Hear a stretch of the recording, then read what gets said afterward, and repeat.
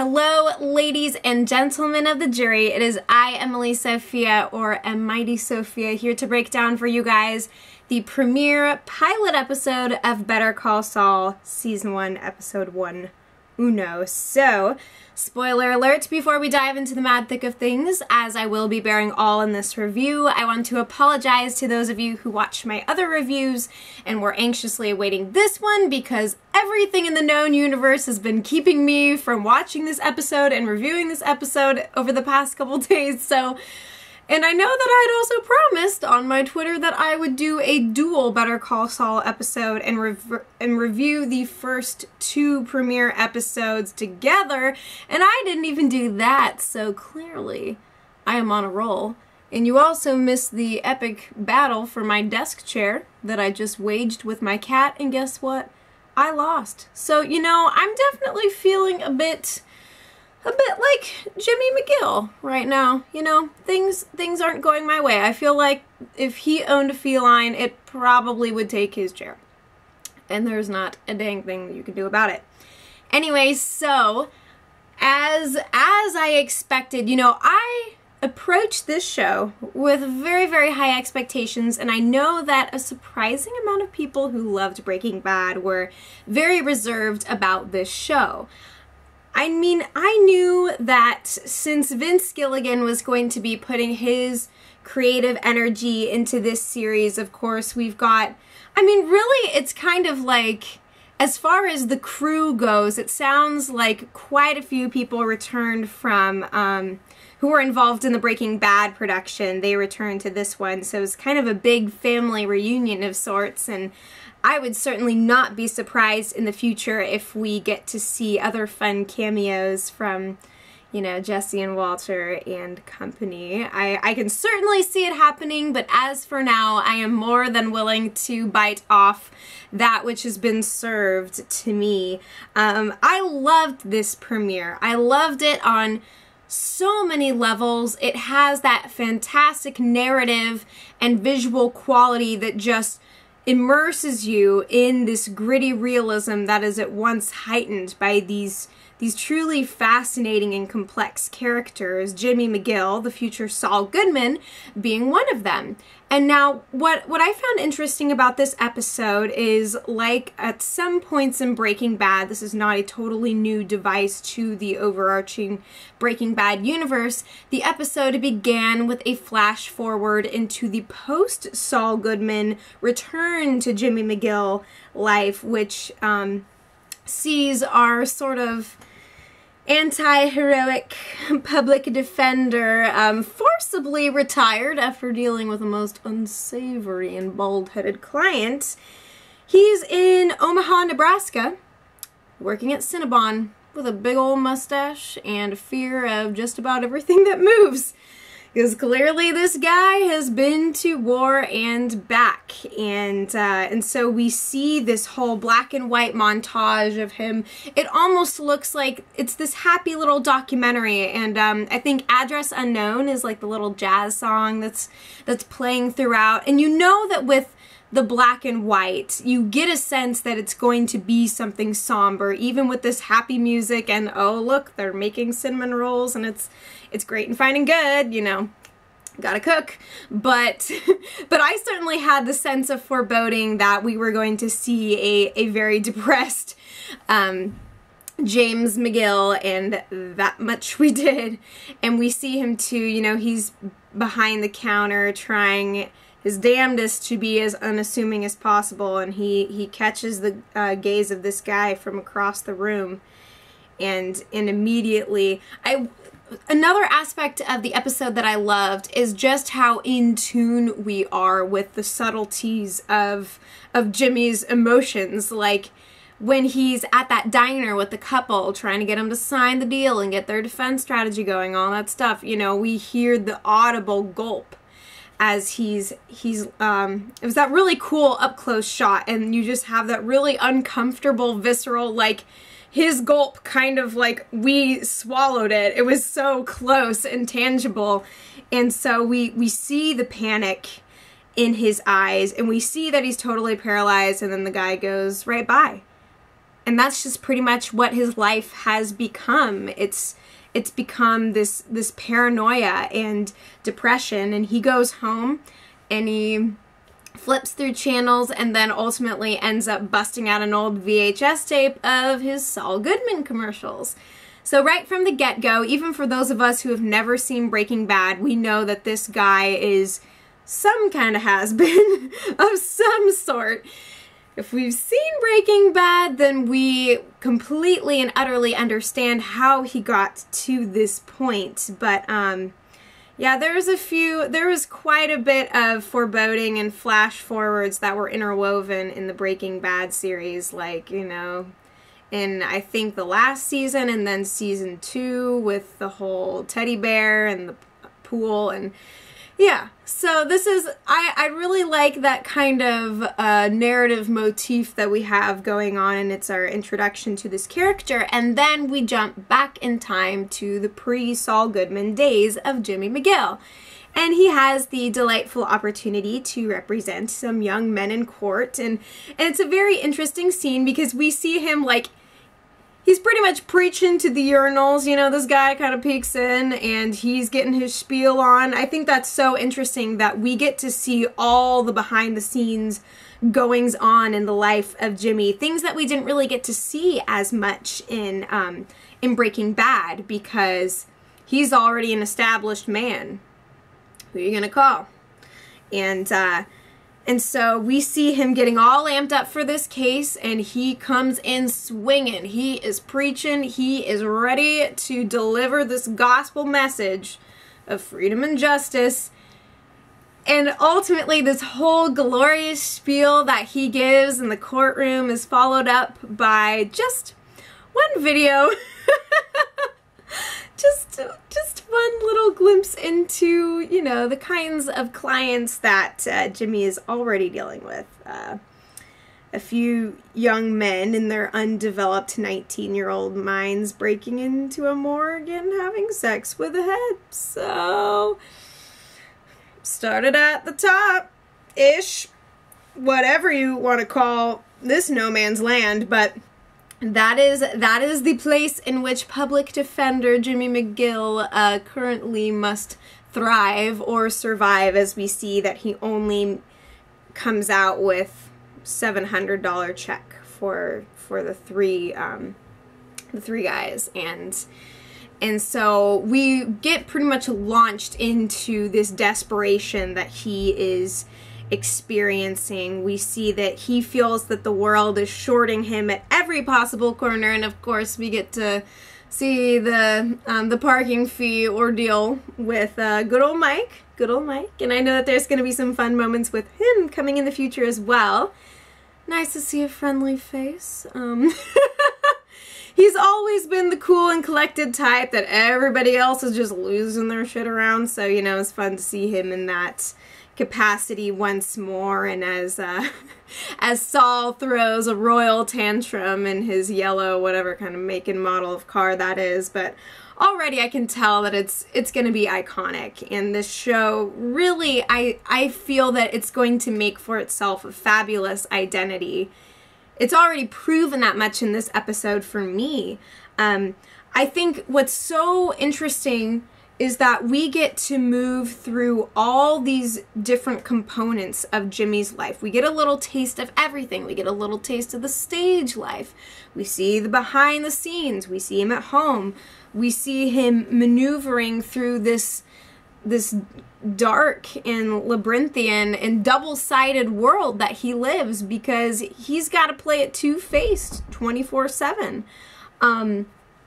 Also, what's going to be interesting to see is how his relationship with his brother Chuck McGill is going to play out. So the two of them are, I believe, living together, and there's some unexplained illness that Chuck is struggling with.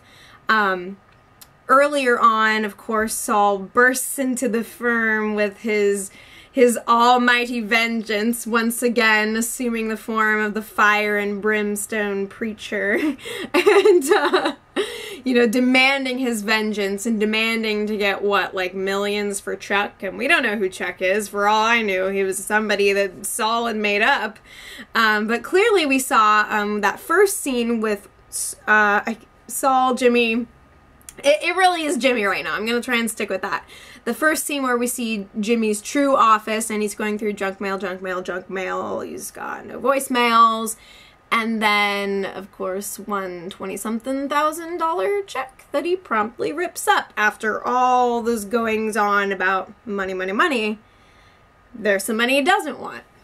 And, yeah, so clearly not only is he the one who's getting shorted, but the world has kind of got it out for his brother as well, who we don't know what exactly he's dealing with, what the whole electromagnetic paranoia is, and all the weird phobias that kind of create this really depressing domestic life for the two of these fallen dudes. And Chuck keeps insisting that he's gonna get better, And you know what's interesting is I could see pieces of Walter White in both of these characters, in both Chuck and Jimmy as well. Because there's already this very duplicitous aspect to Jimmy by nature. He's a performing artist, you know. He builds a case as one would build a story or a universe, you know. He takes that grain and he secretes some kind of pearl that maybe somebody in the black market might pay a pretty penny for, but hey, that is his life, and at this point it's not enough to really be a life. But he's a wise dude, and we see that he tries to speak into Chuck's situation, and Chuck is adamant that he's just on an extended sabbatical, he's gonna get back in the game. What he reminds me of, what Chuck reminds me of, is maybe perhaps an old, like, pre-Breaking Bad Walter White in his days with Gray Matter. You know, where he's like in this point where he could be successful and then he sort of lets it all pass him by. I kind of get that vibe with Chuck a little bit. I don't know. I'm just, you know, I'm looking for parallels. You can't help but do that when you're dealing with the best show in the world and the show that was spawned from the best show in the world. So, two peas in a pod that I will eat anytime. Vegetables are good for you if it's from Breaking Bad stuff. Anyways, so very, very interesting to see that his home life is the darkest of all. He's out and about, you know, he's hustling, he's grooving, he's trying to send flowers and cards and zipping around, and then, oh snap, skateboarder rolls across his windshield. And then he finds his partners in crime, the redheaded duo. See, I came up with a band name for the three of them. The skateboarding con artists and Jimmy. I want to call them Mr. McGill and the Slippin Jimmies. I think they would make a great weird alternative band of some kind. I'd be super down for that. But yeah, so I love how ultimately we get to really see the adaptability that will be Jimmy McGill's saving grace in the future. That is, until he meets a doozy of a client who kind of ends it all for him. But that's a long, long time from now, at any rate. So these two guys who try to con him and pull a few $100 out of him for an injury that they faked, and he sees the way that they prey on his emotions, and we see his breakdown. I mean, also what I love is the volatility behind this character who has this mask of having it all in control. It's all good, man, you know? So here's the mask, and then everything that's at work behind it, everything is quivering and firing at all cylinders, the good, the bad, the ugly. So we see him in this moment, like, of course this would happen to me, and then he turns it around the moment that he starts kicking the dude, which I think comes as a surprise to all of us. But we see as soon as he starts kicking him, guy jumps up, case closed, you know, he's got him red-handed, or red-haired, if you know what I'm saying. So he turns that situation around and then ends up coming all the way back around to them to pull off a con together, for them to take up their roles as the Slippin Jimmies. And of course they don't really account for the fact that it's going to be a hit and run, Because again, they're playing on the emotional nature of the situation. 9 times out of 10, the driver is going to be completely paralyzed and not exactly inclined to just bust out of the scene. And then when they go on this crazy highway chase of sorts, and they actually find this woman and are apparently, I think that they're trying to get the money, which Saul is setting them up to get, thinking that they're going in as partners, and they're like, well, actually, we're way closer than he is anyway, why don't we just, you know, take what we can get and then peace out. I mean, the relationship that they have with Jimmy is a very tenuous one. He was a guy that they had just about conned before. So even though he's trying to capitalize on the situation, that don't mean no thing. But I don't think that any of us saw the ending of that coming. I had a feeling, I wondered, because it's this old, senile little woman, like barely speaks any English, just seems like she's in a really vulnerable kind of situation. So I was wondering in the back of my mind, like, okay, who else is in the house? Who else is gonna be there? And of all everyone that could be there, Tuco Salamanca. Hey, hey, hey. So this is definitely, the parallels are, of course, striking me once again, as both Walter and Jimmy now have had unfortunate run-ins and misadventures and house arrests with Tuco. So I guess we'll see if Saul can talk himself out of this one. Saul, Jimmy, Saul.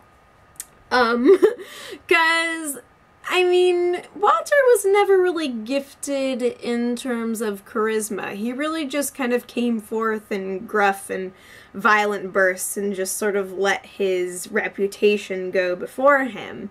Whereas Jimmy is the type who creates his reputation on the fly, you know, so it'll be very interesting to see what kind of a deal he can strike, because we know that he survives to some extent.